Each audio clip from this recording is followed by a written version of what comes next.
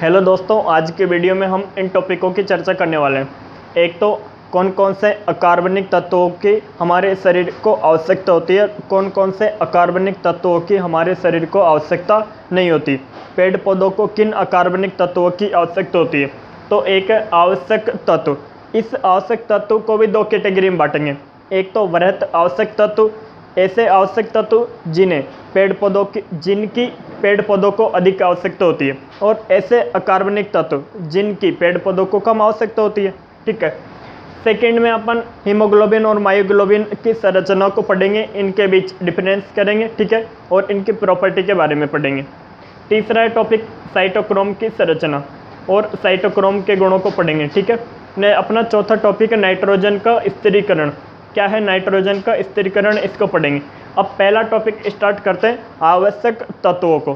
ठीक है, ये अपने 4 टॉपिक बचे। अब जिन लोगों ने आज का वीडियो देख रहे हो, आज का वीडियो मत देखो, इससे पहले मैंने 2 वीडियो डाल चुका हूँ, उन वीडियो को देखो, और उन वीडियो को देखने के बाद आज का वीडियो देखो। इनमें से नाइट्रोजन का स्थिरीकरण और ये जो दूसरे नंबर का टॉपिक है, इनमें से हर बार एक क्वेश्चन आता है। ध्यान से समझना अच्छी तरीके से। तो अपन पढ़ते हैं आवश्यक तत्व। तो ध्यान से समझना, पेड़ पौधों को, इंसानों को और जीव जंतुओं को किन किन अकार्बनिक तत्वों की आवश्यकता होती है। ठीक है, तो इन आवश्यक तत्वों को भी हम 2 भागों में बांटेंगे। कौन कौन सा? एक तो सूक्ष्म आवश्यक तत्व और एक वृहत आवश्यक तत्व। वृहत का मतलब इन पेड़ पौधों को किन अकार्बनिक तत्वों की अधिक आवश्यकता होती है और किन अकार्बनिक तत्वों की कम आवश्यकता होती है।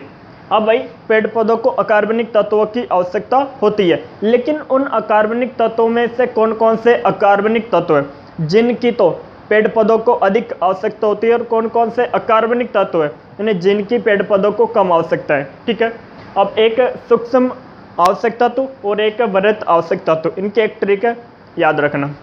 पहले पढ़ते हैं है ना वृहत आवश्यक तत्व। तो इसकी एक ट्रिक है, याद रखो, चॉपकिंस। क्या? चॉपकिंस। चॉपकिंस।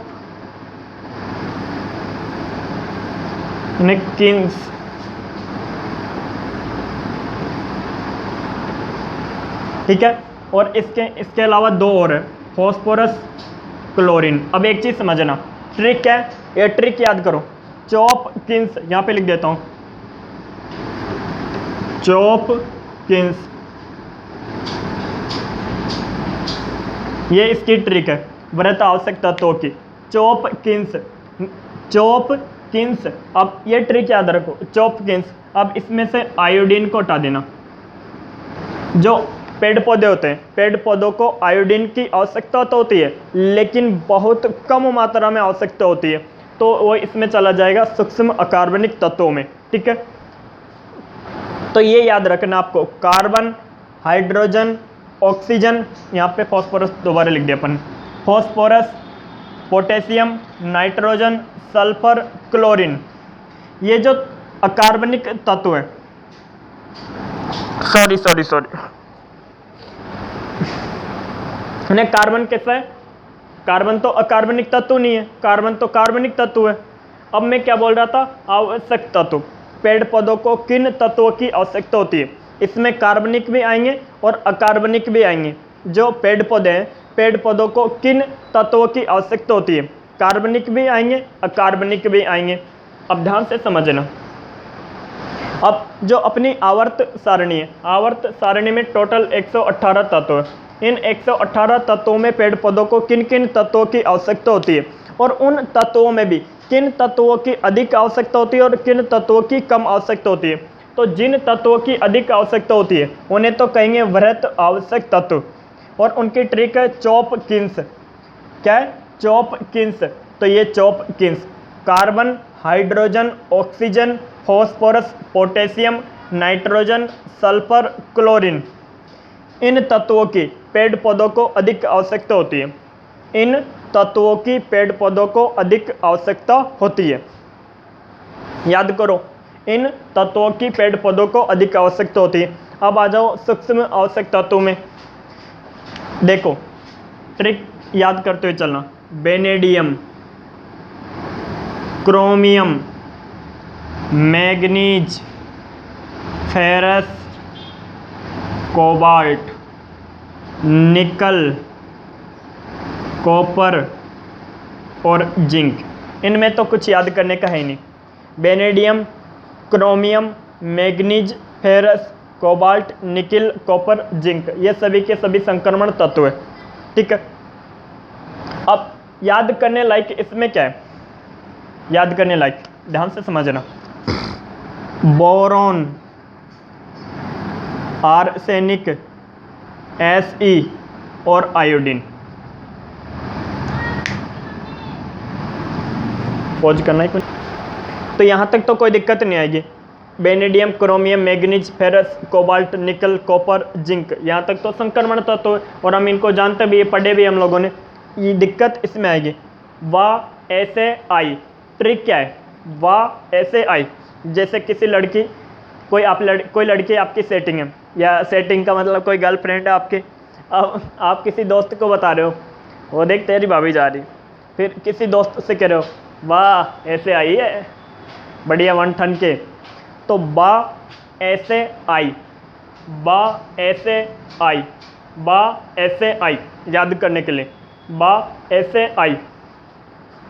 Boron, arsenic, Fe, iodine, vanadium, chromium, manganese, ferrous, cobalt, nickel, copper, zinc, ये ऐसे तत्व हैं जिनकी पेड़ पौधों को बहुत कम आवश्यकता होती है। इन तत्वों की पेड़ पौधों को बहुत कम आवश्यकता होती है और इन तत्वों की पेड़ पौधों को बहुत अधिक आवश्यकता होती है। इन कारण इन्हें सूक्ष्म आवश्यक तत्व कहते हैं, माइक्रो इसेंशियल कंपोनेंट कहते हैं। देखो, आवश्यक तत्व को बोलते हैं, आवश्यक का इंग्लिश में बोलते हैं इसेंटियल, इसेंटियल, और तत्व को बोलते हैं कंपोनेंट। तो इसेंटियल कंपोनेंट, सूक्ष्म को बोलते हैं माइक्रो और वृहत को बोलते हैं मैक्रो। ये बात आप लोगों के समझ में आ गई होगी आवश्यक तत्वों वाले। तो आवश्यक तत्व से रिलेटेड यदि कोई क्वेश्चन आप लोगों से पूछा जाता है तो आप लोग इसको बता देंगे। ठीक है, नेक्स्ट चलते हैं। नेक्स्ट हम लोग पढ़ते हैं। नेक्स्ट हमारा टॉपिक था स्ट्रक्चर, लेकिन स्ट्रक्चर को लास्ट में समझाता हूँ। इससे पहले आप लोगों को नाइट्रोजन का स्थिरीकरण समझा देता हूँ। क्या है नाइट्रोजन का स्थिरीकरण, और ये बड़ा टॉपिक भी है, ये 5 नंबर में आने लायक क्वेश्चन है। ठीक है, क्या है नाइट्रोजन का स्थिरीकरण, और बहुत सारे कॉन्सेप्ट है जो सीखने को मिलेंगे इसमें, बहुत मज़ेदार टॉपिक है ये। नाइट्रोजन का स्थिरीकरण क्या है? वायुमंडल में क्या पाई जाती है? नाइट्रोजन गैस पाई जाती है। वायुमंडल में नाइट्रोजन गैस पाई जाती है 78%, ऑक्सीजन पाई जाती है 21% और 1% में अदर गैस आ जाती है, 1% में अदर गैस आ जाती है। ठीक है, नाइट्रोजन कितनी पाई जाती है? 78%। जो हम इंसानों को तो नाइट्रोजन की कोई आवश्यकता नहीं होती। नाइट्रोजन की किसको आवश्यकता होती है? पेड़ पौधों को आवश्यकता होती है। लेकिन जो पेड़ पौधे होते हैं, पेड़ पौधों को N2 ये नाइट्रोजन गैस की आवश्यकता नहीं होती, इन्हें नाइट्रेट की आवश्यकता होती है। पेड़ पौधे जो होते हैं उन्हें नाइट्रोजन गैस की आवश्यकता नहीं होती, उन्हें नाइट्रेट की आवश्यकता होती है। उन्हें क्या होती है? नाइट्रेट की आवश्यकता होती है। तो जो वायुमंडल में तो नाइट्रोजन गैस पाई जाती है। ठीक है, अब वे तत्व जो, या वे जीवाणु, विषाणु, कीटाणु, कीड़े मकोड़े या प्राकृतिक कारण जो इस नाइट्रोजन गैस को नाइट्रेट में बदलते हैं। किस में बदलते हैं? नाइट्रेट में बदलते हैं। वो नाइट्रोजन स्थिरीकारक कहलाते हैं। क्या कहलाते हैं? नाइट्रोजन स्थिरीकारक कहलाते हैं। और ये जो प्रक्रिया होती है इसे नाइट्रोजन स्थिरीकरण कहलाता है। सिंपल सा समझो कि देखना, N2 गैस की पेड़ पौधों को आवश्यकता नहीं होती, पेड़ पौधों को आवश्यकता होती है नाइट्रेट की। ठीक है, नाइट्रेट की। तो नाइट्रोजन गैस को नाइट्रेट में बदलना नाइट्रोजन स्थिरीकरण कहलाता है। N2 गैस को नाइट्रेट में बदलना नाइट्रोजन स्थिरीकरण कहलाता है। क्या कहलाता है? नाइट्रोजन स्थिरीकरण कहलाता है। क्या कहलाता है? नाइट्रोजन स्थिरीकरण कहलाता है। अब समझाता हूँ नाइट्रोजन स्थिरीकरण के बारे में, ध्यान से समझो। अब एक चीज़ समझना, अब ये N2 गैस होती है, N2 गैस को काय में बदलना? नाइट्रेट में बदलना, इस नाइट्रेट में बदलना, क्या कहलाता है? नाइट्रोजन स्थिरीकरण कहलाता है। नाइट्रोजन स्थिरीकरण, इसे बोलते हैं नाइट्रोजन फिक्सेशन। जो इंग्लिश मीडियम के बच्चे सुनो, इसे क्या बोलते हैं? नाइट्रोजन को नाइट्रोजन फिक्सेशन, नाइट्रोजन फिक्सेशन, यानी इससे क्या बोलते हैं? Nitrogen fixation. तो नाइट्रोजन गैस को नाइट्रेट में बदलना नाइट्रोजन स्थिरीकरण कहलाता है। अब भाई नाइट्रोजन नाइट्रेट में कैसे बदले? तो नाइट्रोजन गैस को नाइट्रेट में बदलने के लिए एक तो उच्च दाब और हाई टेम्परेचर, उच्च ताप की आवश्यकता होती है। उच्च दाब व उच्च ताप की आवश्यकता होती है। किसकी आवश्यकता होती है? उच्च दाब व उच्च ताप की आवश्यकता होती है। वायुमंडल में क्या है? नाइट्रोजन गैस है, ऑक्सीजन गैस है। जब बारिश का मौसम आता है या मानसून का समय आता है तो वायुमंडल में क्या कड़कती है? बिजली कड़कती है। क्या कड़कती है? बिजली कड़कती है। और बिजली कड़कती है तो उसके कारण एक हाई टेम्परेचर की, उच्च ताप की ऊष्मा उत्पन्न होती है और हाई प्रेशर उत्पन्न होता है, उच्च दाब उत्पन्न होता है। क्या उत्पन्न होता है? उच्च ताप व उच्च दाब उत्पन्न होता है। क्या होता है? उच्च ताप उत्पन्न होता है। तो ये जो नाइट्रोजन गैस होती है, नाइट्रोजन के बीच ट्रिपल बॉन्ड होता है। तो नाइट्रोजन गैस को तोड़ने के लिए उच्च ऊर्जा की आवश्यकता है, हाई टेम्परेचर की आवश्यकता है और हाई प्रेशर की आवश्यकता है। ठीक है। अब जब बिजली कड़कती है तो उच्च दाब, वायुमंडल में क्या है? नाइट्रोजन गैस है और ऑक्सीजन गैस है। जब बिजली कड़कती है तो बिजली कड़कने से उच्च ताप यानी कि हाई एनर्जी की ऊष्मा उत्पन्न होती है और हाई प्रेशर उत्पन्न होता है। तो ये जो N2O2 आपस में मिलकर क्या बना लेती है? 2NO बना लेती है, नाइट्रोजन मोनोऑक्साइड बना लेती है। क्या बना लेती है? नाइट्रोजन मोनोऑक्साइड बना लेती है। वायुमंडल में ऑक्सीजन की कोई कमी नहीं है तो ये 2NO O2 से अभिक्रिया करके क्या बना लेती है? 2NO2 बना लेती है, नाइट्रोजन डाइऑक्साइड बना लेती है, नाइट्रोजन डाइऑक्साइड बना लेती है। क्या बन गया? नाइट्रोजन डाइऑक्साइड बन गया। जब बारिश का मौसम आता है तो बरसात होती है। क्या होती है? बरसात होती है। क्या होती है? बरसात होती है। अब वायुमंडल में क्या होती है? नाइट्रोजन डाइऑक्साइड गैस होती है। तो जब ऊपर से पानी की बूंद आती है, बादलों से जब पानी की बूंद आती है तो ये जो नाइट्रोजन डाइऑक्साइड है ये जल से अभिक्रिया करके क्या बना लेता है? HNO2 और HNO3 बना लेता है, नाइट्रिक अम्ल का निर्माण कर लेती है। तो ये जो पानी, जो बादल होते हैं ऊपर होते हैं और बादलों के नीचे जो वायुमंडल है, उस वायुमंडल में क्या है? नाइट्रोजन डाइऑक्साइड गैस है। जब ऊपर से पानी की बूंदें आएंगी तो नाइट्रोजन डाइऑक्साइड उन पानी की बूंदों से अभिक्रिया करके नाइट्रिक अम्ल का निर्माण कर लेगी और ये नाइट्रिक अम्ल नीचे आ जाएगा बारिश के साथ। नाइट्रिक अम्ल नीचे आ जाएगा बारिश के साथ। तो जो धरती पर इनके पेड़ पौधे होते हैं, धरती पर जो पेड़ पौधे होते हैं, नाइट्रिक अम्ल बारिश के साथ कहाँ है? नीचे आए। तो नाइट्रिक अम्ल यानी कि जो धरती पर पेड़ पौधे, यानी कि बारिश आई तो मिट्टी में, यानी कि मिट्टी जो बारिश आई तो बारिश के साथ क्या है? नाइट्रिक अम्ल। बारिश के पानी में क्या थी? नाइट्रिक अम्ल। तो नीचे धरती पे क्या कर देगी बारिश? उस जगह पर यानी कि नाइट्रिक अम्ल की मात्रा अधिक कर देगी, नाइट्रिक अम्ल की मात्रा अधिक कर देगी। और धरती पर जो पेड़ पौधे होंगे उन पेड़ पौधों को डायरेक्ट क्या मिली? HNO3 मिली, नाइट्रिक अम्ल मिल रहा है ऊपर से। पेड़ पौधों को क्या मिल रहा है? नाइट्रिक अम्ल। और पेड़ पौधों को तो नाइट्रेट की ही तो आवश्यकता होती है। पेड़ पौधों को किसकी आवश्यकता होती है? नाइट्रेट की ही तो आवश्यकता होती है। मैंने क्या बताया? पेड़ पौधों को किसकी आवश्यकता होती है? नाइट्रोजन की आवश्यकता नहीं होती, नाइट्रेट की आवश्यकता होती है। और नाइट्रेट उन्हें कैसे मिल गया? ऐसे मिल गया। तो बारिश के दिनों में पेड़ पौधों को उन्हें जो बारिश आती है उस बारिश से क्या मिल रहा है? नाइट्रेट मिल रहा है। तो इससे पेड़ पौधे बड़े होते हैं। क्या मिल रहा है? नाइट्रेट मिल रहा है। जबकि और सर्दी के मौसम में, गर्मी के दिनों में उन्हें नाइट्रेट कम मिल पाता है, इस कारण पेड़ पौधे इतने बड़े नहीं हो पाते। तो बारिश के दिनों में इसके कारण पेड़ पौधे बड़े होते हैं, ठीक है, पेड़ पौधे जल्दी विकास कर लेते हैं। तो नाइट्रिक अम्ल ऐसे मिला। अब इनकी जो धरती है, इन्हें जो मिट्टी है, मिट्टी में क्या मिल गई, नाइट्रिक अम्ल मिल गई, नाइट्रिक अम्ल मिल गया। अब जो पेड़ पौधे होंगे वो मिट्टी से क्या खींच लेंगे, नाइट्रिक अम्ल को खींच लेंगे और नाइट्रोजन की पूर्ति कर लेंगे। मिट्टी से नाइट्रिक अम्ल को खींच लेंगे और नाइट्रोजन की पूर्ति कर लेंगे। बात आई समझ में? तो ये तो प्राकृतिक रूप से,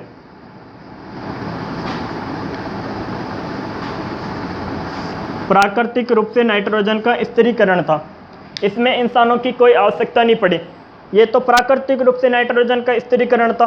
जैसे ये क्वेश्चन भी पूछा जाता है कई कंपटीशन एग्जामों में कि बिजली के कड़कने से कौन सी गैस निकलती है। बिजली के कड़कने से नाइट्रोजन मोनोऑक्साइड गैस निकलती है, एनओ गैस निकलती है। वो कैसे बनी वो गैस? वायुमंडल में तो पहले से तो एनओ गैस थी नहीं, वायुमंडल में तो नाइट्रोजन और ऑक्सीजन गैसें थी और 1% अन्य गैसें थी। तो बिजली कड़कने से क्या हुई ना, हाई टेम्परेचर की ऊष्मा उत्पन्न हुई, उच्च प्रेशर उत्पन्न हुआ।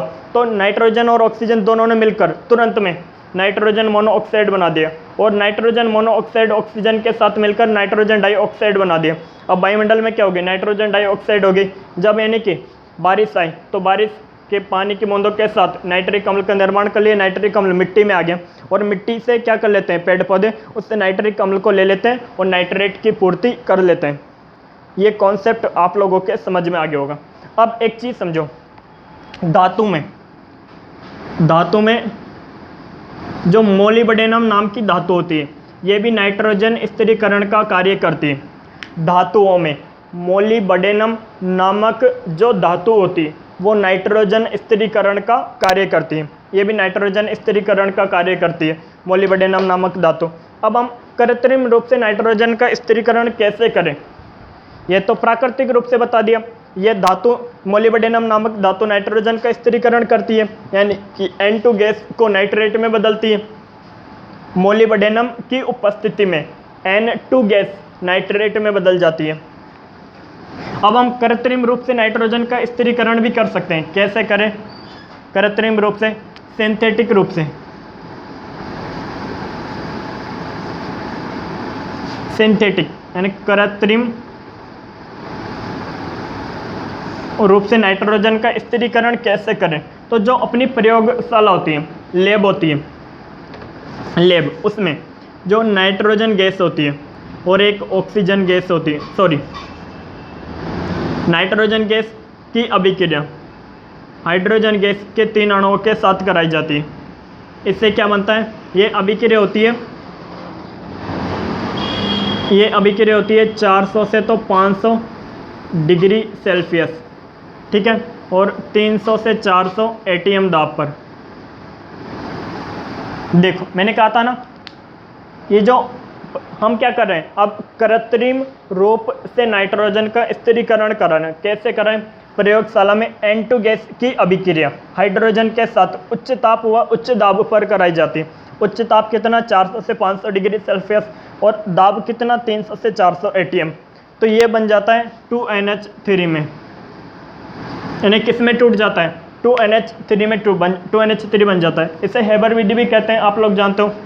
अब ये जो 2NH3 बन गया, अब अमोनिया के 4 अणुओं की अभिक्रिया कराती है 5 ऑक्सीजन के अणुओं के साथ। तो क्या बनेगा? 4 तो नाइट्रोजन है, तो 4 नाइट्रोजन के साथ 4 ऑक्सीजन जोड़ दिए तो 4 NO बन गया। यहाँ पे 4 नाइट्रोजन खत्म हो गई, टोटल 12 हाइड्रोजन थी। देखो यहाँ पे 4 नाइट्रोजन और 12 हाइड्रोजन, यहाँ पे कितना? ये 5 है, 10 ऑक्सीजन। अब एक चीज़ समझो, 4 N के साथ 4 ऑक्सीजन गए, ये 10 ऑक्सीजन है। ये ऑक्सीजन को बड़ा लिख देता हूँ ना, 10 ऑक्सीजन। 4 नाइट्रोजन के साथ 4 ऑक्सीजन गए, ठीक है, ये बन गया नाइट्रोजन मोनोऑक्साइड प्लस। अब 12 तो हाइड्रोजन बचे और 6 ऑक्सीजन बचे, तो क्या बन गया? 6H2 बना। अब ये जो 4 N होता है, यानी इसके 2 अणु ले लिया, 2NO, इसकी अभिक्रिया वही पहले वाली, क्या बन गया? 2NO2 बन जाएगा। और इस NO2 की अभिक्रिया हम अम्ल के साथ कराएंगे, जल के साथ कराएंगे, तो तो क्या बनेगा HNO3 प्लस HNO2 बनेगा। तो देखो नाइट्रोजन गैस से हमने क्या बना दिया, नाइट्रिक अम्ल बना दिया। तो नाइट्रोजन गैस से नाइट्रिक अम्ल बनाना ही तो नाइट्रोजन स्थिरीकरण, नाइट्रोजन गैस से नाइट्रिक अम्ल बनाना ही तो नाइट्रोजन स्थिरीकरण। अब मैंने पहले बताया था कि धातु की उपस्थिति में भी नाइट्रोजन स्थिरीकरण होता है, मोलिब्डेनम नामक धातु की उपस्थिति में नाइट्रोजन स्थिरीकरण होता है। आप लोगों ने ये अभिक्रिया हैबर विधि आयरन और मोलिब्डेनम की उपस्थिति में भी पढ़ी होगी, आयरन और मोलिब्डेनम की उपस्थिति में भी पढ़ी होगी। तो N2+3H2 आयरन और मोलिब्डेनम, या तो आयरन ले लो या मोलिब्डेनम, उत्प्रेरक लेंगे तो भी अमोनिया बन जाता है। तो मोलिब्डेनम धातु भी नाइट्रोजन स्थिरीकरण का कार्य करती है। तो ये कृत्रिम रूप से नाइट्रोजन का स्थिरीकरण था। आप लोगों को समझ में आया होगा, देख लो एक बार अच्छी तरीके से पहुँच कर। जो कीड़े मकोड़े होते हैं, कीड़े मकोड़े भी मरने के बाद अमोनिया गैस मुक्त करते हैं। जो कीड़े मकोड़े होते हैं, छोटे मोटे कीड़े मकोड़े, वो छोटे मोटे कीड़े मकोड़े क्या करते हैं, मरने के बाद अमोनिया गैस मुक्त करते हैं। इन्हें कभी कभी क्या होती है कि जो पत्तियाँ होती हैं, उन पत्तियों में यदि नाइट्रोजन की कमी आ जाती है तो पत्तियाँ क्या होती है, सिकुड़ जाती हैं। इन्हें दो पत्तियाँ ऐसे यानी कि न सिकुड़ जाती है। और उन पत्तियों के बीच में यदि कोई कीटाणु या एक तरीके से कोई छोटा मोटा कीड़ा आ गया तो पत्तियाँ ऐसे यानी कि बंद हो जाती हैं। और वो जो कीड़ा मकोड़ा होता है, कीड़ा मकोड़ा उन पत्तियों के बीच में ही मर जाता है, ठीक है। और जो कीड़े मकोड़ा होता है, कीड़े मकोड़े के अंदर जो प्रोटीन होती है ना, प्रोटीन क्या होती है, एमिनो अम्लों। प्रोटीन किसकी बनी होती है, एमिनो अम्लों की 20 एमिनो अम्लों से मिलकर प्रोटीन बनी होती है। एमिनो अम्लों में क्या होता है, अमोनिया और कार्बोक्सिलिक समूह होता है। तो इस तरह से भी इन्हें कुछ पेड़ पौधे नाइट्रोजन की पूर्ति कर लेते हैं। तो ये जो मैंने आप लोगों को बताया नाइट्रोजन स्थिरीकरण, आई होप आप लोगों के अच्छे तरीके से समझ में आया होगा। यदि आपको इसमें कुछ डाउट आता है, हल्का फुल्का भी डाउट आता है तो आप कमेंट में लिख दें, ठीक है। चाहे एक वीडियो और बनाना पड़ जाए, लेकिन आपका डाउट क्लियर हो जाएगा। अब अगले नेक्स्ट टॉपिक पर चलते हैं, संरचना वगैरह पर, ठीक है। अब यही टॉपिक, एक तो नाइट्रोजन स्थिरीकरण और एक वाले ये वाला टॉपिक, ये टॉपिक ही तो है इसमें काम के। इसके लिए आपको समझते हैं हीमोग्लोबिन, मायोग्लोबिन और साइटोक्रोम, मायोग्लोबिन और साइटोक्रोम के बारे में। इसको तो आप यानी कि ध्यान से समझना, इनके बारे में बेसिक से थोड़ी बहुत बातें और बता देता हूँ। हमारा जो खून होता है, खून में क्या पाया जाता है, हीमोग्लोबिन पाया जाता है। ये हीमोग्लोबिन क्या करता है, फेफड़ों से ऑक्सीजन को लेकर जाता है शरीर के प्रत्येक अंगों तक। और ये जो ऑक्सीजन होती है, इस ऑक्सीजन को मायोग्लोबिन को जाकर दे देता है। मायोग्लोबिन क्या करती है, ऊतकों में इस ऑक्सीजन को इकट्ठा करके रखता है और प्रत्येक कोशिका को देता है, ठीक है। ये हीमोग्लोबिन और मायोग्लोबिन की बात समझ में आई। साइटोक्रोम की बात कर लेते हैं। जो पेड़ पौधों की पत्तियाँ होती हैं, पेड़ पौधों की पत्तियाँ, पेड़ ऐसे समझो जैसे कोई भी, ये सपोज ये इस तरह से ये पेड़ पत्ती है, कोई मान लो पत्ती है। अब इस पत्ती में ऐसे यानी कि धब्बेनुमा संरचना दिखाई देती है, ऐसे यानी कि धब्बेनुमा संरचना दिखाई देती है। इन संरचना को बोलते हैं क्लोरोप्लास्ट। बहुत सारे लोगों को क्लोरोप्लास्ट और क्लोरोफिल में अंतर समझ में नहीं आता, दोनों को एक ही मान लेते हैं, लेकिन दोनों में रात दिन का अंतर है। क्लोरोप्लास्ट क्या, क्लोरोप्लास्ट है ना। इस क्लोरोप्लास्ट को जब हम यानी कि सूक्ष्मदर्शी से देखेंगे, इस क्लोरोप्लास्ट को जब हम सूक्ष्मदर्शी से देखेंगे तो ये इस तरह से दिखाई देता है।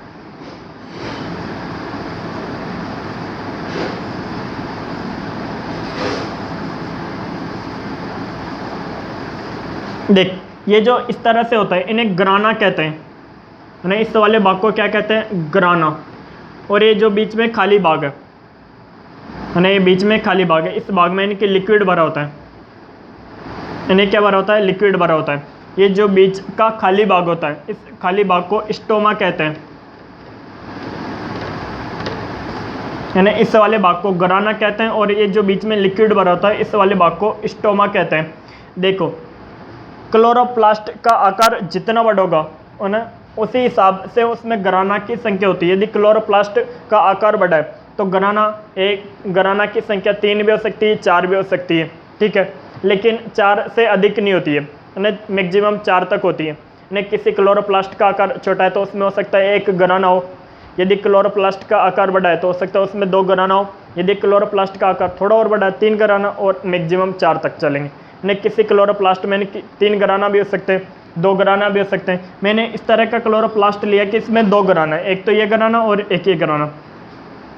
अब ये घराना की प्रत्येक पतली परत है, ये क्या है, पतली परत। अब ये जो पतली परत होती है, यानी इस पतली परत के अंदर क्लोरोफिल पाया जाता है, और जो क्लोरोफिल होता है वो मैग्नीशियम का बना होता है। ने किसका बना होता है, मैग्नीशियम का बना होता है, मैग्नीशियम का बना होता है। ने जब इन्हें सूर्य का प्रकाश पेड़ पौधों पर पड़ता है तो जो पेड़ पौधों की पत्ती होती है, यानी पत्ती के घराना वाले भाग पर सूर्य का प्रकाश सबसे पहले पड़ता है। पत्ती के जो क्लोरोप्लास्ट है, पत्ती पे पड़ता है सूर्य का प्रकाश और पत्ती के ऊपर पड़ता है। और जो क्लोरोप्लास्ट होते हैं, क्लोरोप्लास्ट में इन्हें घराना पर पड़ता है सूर्य का प्रकाश सबसे पहले। ठीक है, अब ये जो क्लोरोफिल होता है, घराना में क्या होता है, ये घराना की प्रत्येक पतली परत को जाने क्या कहते हैं, मुझे नाम याद नहीं आ रहा थोड़ा सा। ठीक है, और इस प्रत्येक पतली परत के अंदर क्लोरोफिल पाया जाता है, और क्लोरोफिल किसका बना होता है, मैग्नीशियम का बना होता है। तो घराना पर सूर्य का प्रकाश पड़ा, यहाँ पे ऐसे सूर्य मान लो, ठीक है, ये सूर्य है। अब यहाँ से इनके ऐसे किरण पड़ी, सूर्य का प्रकाश पड़ा घराना पर, तो जो ये घराना होता है, घराना की प्रत्येक पतली परत में क्या पाया जाता है, क्लोरोफिल पाया जाता है, और क्लोरोफिल मैग्नीशियम का बना होता है। ठीक है, अब जो पत्तियाँ क्या करती है, पेड़ पौधों के लिए इन्हें किसका निर्माण करती है, ग्लूकोज का निर्माण करती है। आप लोगों ने पढ़ा होगा, जो पेड़ पौधों की पत्तियाँ होती है, सूर्य के प्रकाश की उपस्थिति में क्लोरोफिल के द्वारा ग्लूकोज का निर्माण करती है। आप लोगों ने अच्छे तरीके से पढ़ा होगा। लेकिन पत्तियाँ क्या करती है, पेड़ के लिए भोजन का निर्माण करती है। सीधा सा कॉन्सेप्ट ये है। अब ध्यान से समझना, सूर्य का प्रकाश पड़ा, पत्ते यानी कि क्लोरोफिल पे पड़ेगा, यानी क्लोरोफिल में किस पे पड़ा, मैग्नीशियम पे पड़ा। तो जो मैग्नीशियम होता है, ये साइटोक्रोम क्या करता है, इस मैग्नीशियम में से इलेक्ट्रॉनों को उत्तेजित करता है, इस मैग्नीशियम में से इलेक्ट्रॉनों को उत्तेजित करता है, अर्थात इलेक्ट्रॉन स्थानांतरण का कार्य करता है। साइटोक्रोम क्या करता है, इलेक्ट्रॉन स्थानांतरण का कार्य करता है। ने किसका कार्य करता है, इलेक्ट्रॉन स्थानांतरण का कार्य करता है। अब आप लोगों के साइटोक्रोम समझ में आ गया होगा। अगर इनमें डिटेल में चलेंगे तो ये अकेला ये टॉपिक है 15 से 20 मिनट का है। मैंने तो आप लोगों को जल्दी जल्दी समझा दिया। फिर तो हमको ज़्यादा डिटेल में नहीं जाना, अपन को एग्जाम के हिसाब से पढ़ना है और तुम भी उतना ही याद करना। तो अब हम इनके स्ट्रक्चर पढ़ेंगे, लेकिन इनके स्ट्रक्चर पढ़ने से पहले आपको एक स्ट्रक्चर पढ़नी पड़ेगी जो इन सभी में कॉमन पाई जाती है, सभी में पाई जानी है, वो धात्विक पोरफायरिन की, धात्विक पोरफायरिन। बस ये समझ लिया तो माना सब कुछ समझ लिया। पोरफाई ये स्ट्रक्चर आप लोगों के समझ में आ गई तो पूरा चैप्टर कंप्लीट, आपके नंबर कोई नहीं रख सकता। धात्विक पोरफायरिन, जैसे आपने एक टॉपिक पढ़ा है metal ligand, metal ligand ion वाला। अपनी जो केमिस्ट्री की सेकेंड यूनिट थी मेटल लिगेंड बॉन्डिंग। ठीक है, यहाँ पे यानी कि जो मेटल होता है, मेटल से क्या जुड़ा होता है, लिगेंड जुड़ा होता है। मेटल का मतलब धातु, और ये जो पोरफायरिन है ये भी एक लिगेंड है। लिगेंड का नाम है पोरफायरिन। पोरफायरिन क्या है, लिगेंड है। पोरफायरिन क्या है, लिगेंड है। पोरफायरिन क्या है, लिगेंड है। अब ये धातु से ये पोरफायरिन नामक लिगेंड जुड़ा रहता है। तो इसकी स्ट्रक्चर कैसी है भाई, इसकी स्ट्रक्चर को ध्यान से सुनो। इसमें 4 पिरोल संरचना होती है। क्या होती है, इन्हें 4 पिरोल संरचना। अब स्ट्रक्चर बनाते हैं, पेन नहीं चल रहा कहीं। नाइट्रोजन, ध्यान से देखते हुए चलना। 4 पिरोल संरचना होती है इसमें। यह नाइट्रोजन, ये नाइट्रोजन, नाइट्रोजन,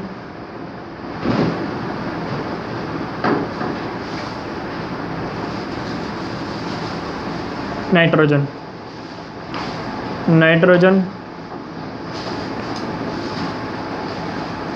ये नाइट्रोजन। ठीक है, इसमें धात्विक पोरफायरिन में 4 पिरोल संरचना होती है। अभी पिरोल नहीं बना है। पहले तो इस टाइप की आपको स्ट्रक्चर बना लेनी, स्ट्रक्चर बनाना सीखो, एक ही बार बताऊंगा और तीनों में कॉमन है, थोड़े थोड़े अलग मेटेरियल मतलब चेंज करना पड़ेगा, बस रहने दे, ठीक है। पहले इसको समझो, यहाँ पे ये बना लेंगे आप लोग, बना लिया, ठीक है।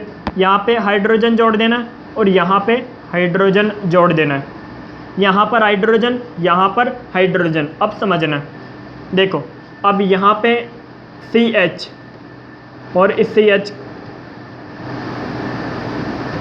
CH और इस CH को इससे जोड़ दिया, मैंने CH और इस CH को इससे जोड़ दिया, मैंने CH और CH को इससे जोड़ दिया और CH और CH को इससे जोड़ दिया। स्ट्रक्चर को समझने की कोशिश करना, ये वाली स्ट्रक्चर देखते चलो। मैंने क्या की, पहले तो 4 पिरोल संरचना बना दी इस टाइप की। अभी ये पिरोल नहीं बना, लेकिन आपको बेसिक इस तरह की 4 स्ट्रक्चर बना दी। और फिर क्या किया, इनको आपस में मैंने CH से जोड़ दिया, इनको ऐसे CH से जोड़ दिया, ठीक है। अब करना क्या है, देखते हुए चलो, double bond, single bond, double bond, single bond, double bond, single bond, double bond, single bond, और ये डबल बॉन्ड, फिर सिंगल बॉन्ड, फिर डबल बॉन्ड, फिर single bond, double bond, single bond, double bond, न single bond, double bond, single bond, double bond, single bond, double bond. नहीं आई structure तो दोबारा से समझो, 3 बार समझो, 4 बार समझो, यही समझना है। Double bond, single bond, double bond, single bond, ठीक है। न सिंगल बॉन्ड, डबल बॉन्ड, ये डबल बॉन्ड है, डबल बॉन्ड, डबल बॉन्ड, फिर सिंगल बॉन्ड, फिर डबल बॉन्ड, फिर सिंगल बॉन्ड, फिर डबल बॉन्ड, फिर single bond, double bond, single bond, double bond, single bond, ठीक है। फिर यहाँ पे double bond, single bond, double bond, single bond, double bond, single bond, double bond, single bond. बात आई समझ में? ये वाले स्ट्रक्चर आप लोगों के समझ में आए? ये जो संरचना है पोरफिन की संरचना है, किसकी संरचना है? पोरफिन की संरचना है। ये किसकी संरचना है? पोरफिन की संरचना है। नहीं, किसकी संरचना है? पोरफिन की संरचना है। यानी किसकी संरचना है? पोरफिन की संरचना है, ठीक है। यानी किसकी संरचना है? पोरफिन की संरचना है। अब हम स्ट्रक्चर की बात कर लेते हैं। हिम प्रोटीन की संरचना बनाते हैं पहले तो। यानी किसकी? हिम प्रोटीन की संरचना। क्या है ये पोरफिन की संरचना आप लोगों के समझ में आई? ठीक है। अब एक चीज़ समझना, मैं बना रहा हूँ या एक चीज़ समझो, मायोग्लोबिन की संरचना। हिम प्रोटीन नहीं, मायोग्लोबिन की संरचना। मायोग्लोबिन में क्या करना है आपको? देख, यहाँ पे आयरन जोड़ देना है, लोहा जोड़ दिया। क्या जोड़ दिया? लोहा जोड़ दिया। ध्यान से समझना एक एक स्टेप। यहाँ पे लोहा जोड़ दिया।